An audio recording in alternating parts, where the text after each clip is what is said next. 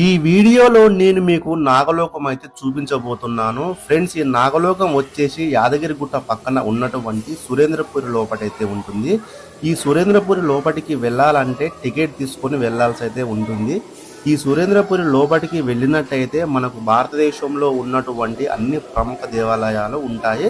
అందులో ఉన్నటువంటి నాగలోకాన్ని అయితే చూస్తున్నారు కదా, ఇదే ఆ నాగలోకం అన్నమాట. ఇందులోకి వెళ్ళగానే నిజంగా నాగలోకం వెళ్ళిన ఫీలింగ్ అయితే కలుగుతుంది. అలాగే ఇక్కడ నాగదేవతలకు సంబంధించిన విగ్రహాలు కూడా మనకైతే కనిపిస్తూ ఉంటాయి.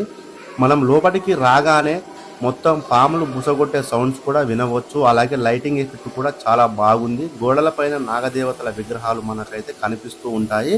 ఒకవేళ మీరు ఫ్యామిలీతో వచ్చినట్టయితే మర్చిపోకుండా ఈ సురేంద్రపురిని విజిట్ చేయండి. లోపల మాత్రం మామూలుగా ఉండదు, చాలా అద్భుతంగా ఉంటుంది.